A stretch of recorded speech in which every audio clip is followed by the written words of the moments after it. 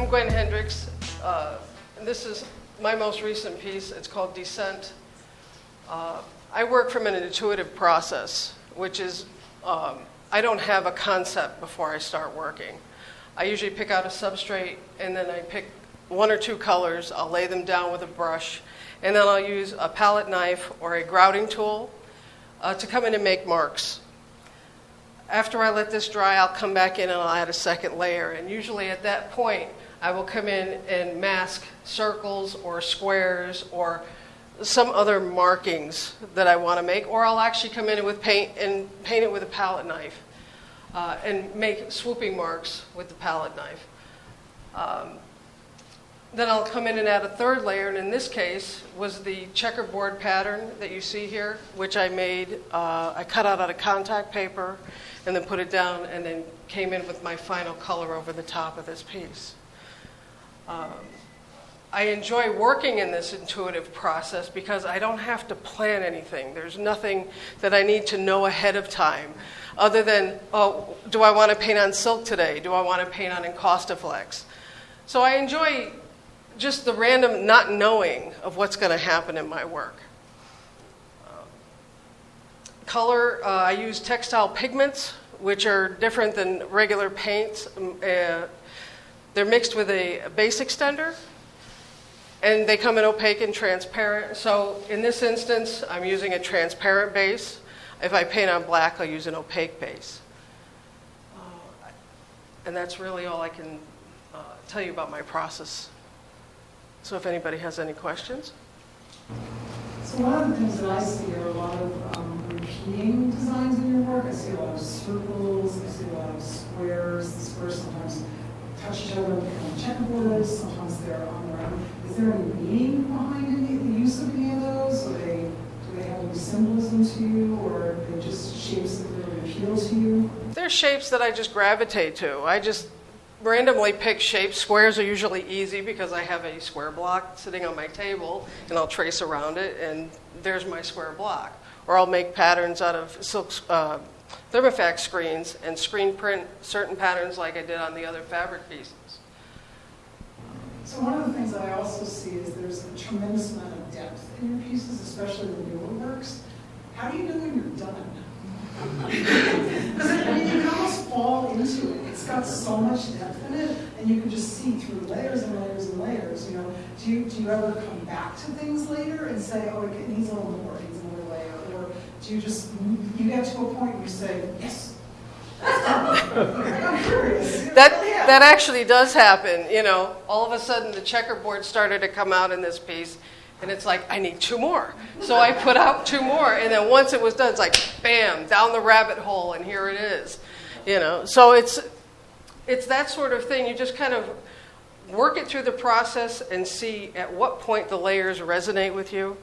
And when I look at this one over here, I see that yellow, almost like a crescent moon, and it makes me think of the Pisanki Easter eggs, you know, where you start off with your lightest color and go on top.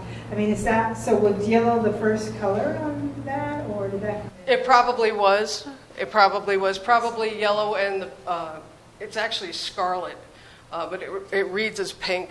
So those are probably the first two colors on that piece. This one was orange and blue when I started. So I know basically, you know, I try just to pick two colors and try to keep everything as simple as possible, because that way I can get, the limitations help me to work more intuitively and help me to get the depth that I'm looking for. How are you applying the color on this one? It looks like there's cutout shapes that are laid down, and then what are you, like, there's some things that almost remind me of feathers, and then something else nearby it that has, I don't even know how, it looks almost like an electrical wave or something. How are those colors and those forms made? A lot of the waves are made from a palette knife. When I create, I'm always listening to music, preferably rock and roll, and preferably loud. And as the music goes, I find a lot of flow and freedom in the movement. So I can go and I can make a lot of jagged marks, and I can move the paint around in certain ways. When it comes to more basic shapes, they're mostly masks. So Yeah. now, you say with the palette knife, but I don't see a raised, so are you using dye as your paint or paint? Textile pigments. So, because it seems from here, anyway, with me needing new glasses, that it's relatively flat surface. Yes, yes. No, the palette knife will move it and it will remain flat looking. So you're using it more as a subtractive than an additive? Is that it? So you're I'm using it taking color off of parts and revealing other parts? It will take color off, but I'm also making the marks. It's the mark making that I'm after. It's not, so much of what it takes away or what it leaves behind. It's just what is the mark making? The jagged marks. Some of them are very swooping and just kind of floating, and that it all depends on how the work is going at the time. And this is just what I end up with. So now we have to talk about a piece that I've always dreamed about having in my gallery since I first saw it. That. Can you tell us about that? This piece? This one right here. This is, I think, when I thought pattern show, I saw this. So my question are a couple things. I know that that's hand dyed. Yes. But then I think there's silk screening on there, right? Is that Yes. it? So if I'm saying something wrong, interrupt me, but I have a question. What is that shape that almost looks like a cabbage print or something? This circular shape? Yeah, that's spiraling. This is actually, I bought a paper at Jerry's Artorama, a made paper that had these circular shapes on it. I tore the circle off and I made a thermofax screen and I screen printed it. I took it and I put it on my computer and I made larger ones and smaller ones. And I didn't use those varying sizes in this piece, I did have several different sizes of these circles made to screen print. So now, is there any part of that that's like a repeat pattern, or is this one whole, there wasn't like one part that you did and then, because I mean, we see the repeated motifs, but this whole thing was done as one piece of art. It wasn't like there was something done in one part and then repeated, right? No, it was dyed, manipulated and dyed first, and then I came back making all my paint colors, and then I started to screen print. And the big decision with this one was when to put the yellow on. Because the yellow, if I put it on top of everything, it would have recessed everything so far back it wouldn't have been cohesive.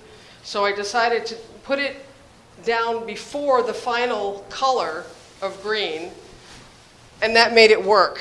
That made it work much better, actually, that way. Just a question about, you're obviously on your own track at this point, but could you talk about the people who have inspired you, how did you get onto this track? Or the people who really influenced you? My aunt is Elizabeth Bush, and she's a well-known fiber artist in her own right, and she also does large abstract works. And she invited me to take her workshop at Haystack 5 years ago, and she started me on this track of painting on fabric and starting to sew and quilt and do all these different things with fabric. And after that, I studied with Jane Dunenwald in her Art Cloth Mastery program for 2.5 years. And so this is where more of the surface design aspects started to come into it. But my aunt's influence for me was more of the painted works, because she had been using these textile pigments, and that's what I started to get into. So you've been doing this for just 5 years? Yeah. I've been painting since 1986. Fiber stuff, for 5 years. Yeah. Wow. Very impressive. Thank you. 5 years, again. I just want to point out that she has some collages over here too, so if you get a chance, look at those as well, to see another level of her ability, sensibility, and interesting collages. Now, is that material or paper? That's paper. And what did you do? Is that paper that you somehow put things on? Is it bound paper? It was purchase paper. Yeah, marbled purchase paper. And I just... You use the same composition with different pieces. It was the same, yes.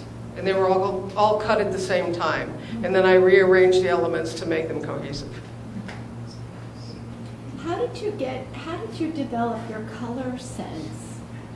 Well, your color sense is amazing to me, to be choosing these colors against this background, and it just works.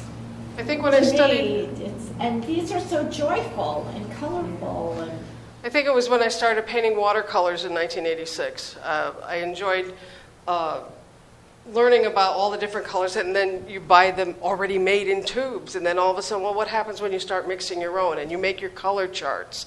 So I started to make a lot of color charts, and it just evolved into this, and I don't know, it's just over time, I guess.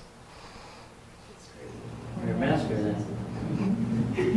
Thank you, Gwen, very much. Thank you.